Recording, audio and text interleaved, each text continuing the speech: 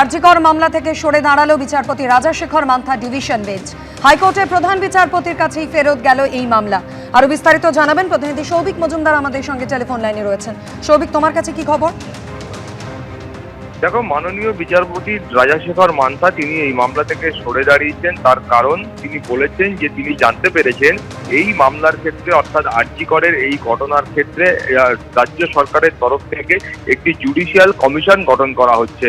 ফলে যখন এই ধরনের জুডিশিয়াল কমিশন গঠন করা হবে তখন সেখানে এই মামলার সমস্ত দিক নতুন করে খতিয়ে দেখা হবে এবং সেখানে অনেক একটা সময় নিয়ে সেখানে এই বিচার ব্যবস্থাকে সুসংগঠিত ভাবে করা সম্ভব হবে, যেখানে সমস্ত পক্ষের আইনজীবীরা পর্যাপ্ত সময় পাবেন তাদের বক্তব্য পেশ করার জন্য। ফলে এই অভিযোগ কোথাও থেকে উঠে আসবে না যে সময়ের অভাবে এই মামলার বিচার প্রক্রিয়া একেবারে সঠিকভাবে সংগঠিত করা সম্ভব হয়নি। ফলে মাননীয় বিচারপতি রাজাশেখর মান্থার বক্তব্য হচ্ছে যে এই ধরনের কমিশন গঠন করা হলে এবং সেই কমিশনের কাছে এবং সেই কমিশনের তরফ থেকে যে সিদ্ধান্ত গ্রহণ করা হবে সেইটা কিন্তু বিচার ব্যবস্থার ক্ষেত্রে বা এই ধরনের মামলার ক্ষেত্রে একটা গুরুত্বপূর্ণ মাইলস্টোন হিসাবে থেকে যাবে। ফলে সেই কারণে তিনি কিন্তু এই মামলার ক্ষেত্রে আপাততভাবে হস্তক্ষেপ করেননি এবং বিচারপতি মান্থার বক্তব্য হচ্ছে যে কলকাতা হাইকোর্টে এই মামলা শুনবার জন্য যে কটি ডিভিশন বেঞ্চ আছে প্রত্যেকটি ডিভিশন বেঞ্চেই প্রচুর পরিমাণ মামলা বিচারাধীন রয়েছে। ফলে কোন বেঞ্চে এই মামলাকে কতটা সময় দিয়ে শোনা সম্ভব সেইটা নিয়েও কিন্তু তিনি সন্দিহান। ফলে সেই কারণে তিনি এই মামলা প্রধান বিচারপতির কাছে ফেরত পাঠিয়েছেন।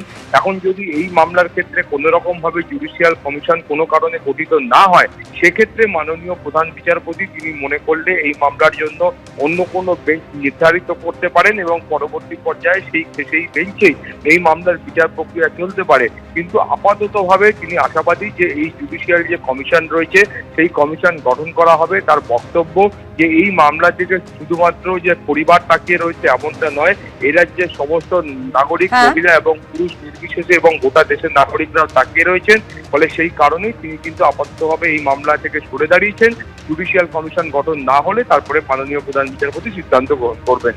মাধুরী, ধন্যবাদ সৌভিক।